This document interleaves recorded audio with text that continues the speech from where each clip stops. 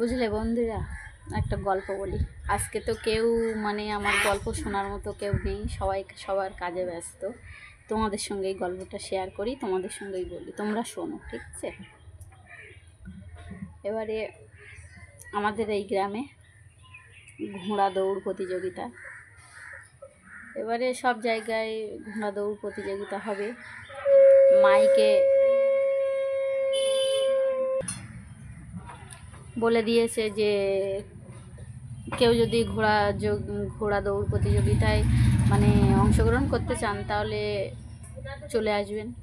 এবারে আমাদের তো ঘোড়া নেই। আমার বাবাকে বললাম, বাবা একটা চলো ঘোড়া কিনি। বাবা বললো চলো ঘোড়া দৌড় প্রতিযোগিতায় যদি নাম দিই, যদি ফার্স্ট হই তা একটা প্রাইজ পাবো। এবারে ঘোড়া কিনতে গেলাম, ঘোড়া কিনেও নিয়ে আসলাম অনেক দাম দিয়ে, প্রায় 1.5 লাখ 2 লাখ টাকা দিয়ে ঘোড়া কিনে নিয়ে আসলাম। এবারে ঘোড়া কিনে নিয়ে আসার পরে ঘোড়া দৌড়ায় না। যতই ঘোড়ার পেছনে লাগাম টানি না কেন সামনে দিয়ে, ঘোড়া আর দৌড়ায় না।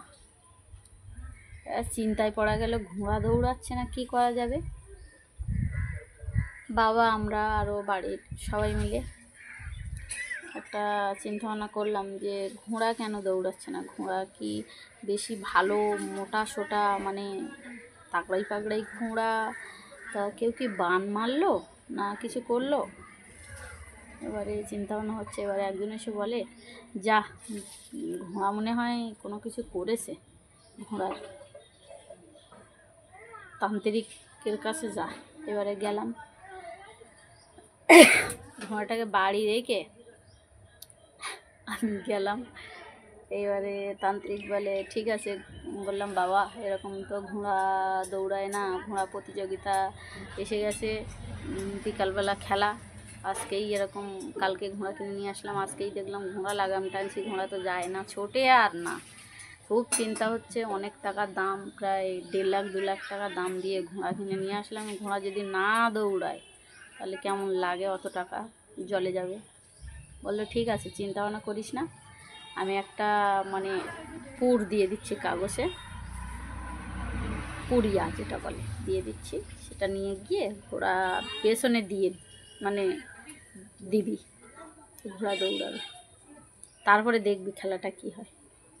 এবার বাড়ি আসলাম, এসে বললাম সবাইকে, বন্ধুবান্ধব, বাবা সবাই আছে, বললাম ঘোড়াটা ধরতো, সবাই মিলে ধরো ঘোড়াটা। বন্ধুবান্ধব বললাম ধর, বাবা ভাইটাই ধরো ঘোড়াটা।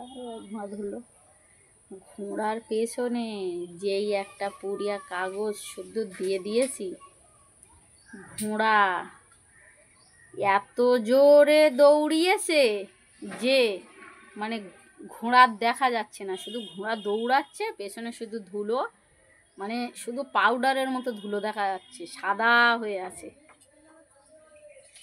ওটুকুই দেখা যাচ্ছে। ঘোড়া কোথায় ছুটে চলে গেছে তার ঠিক নেই, আর দেখাই পাওয়া যাচ্ছে না।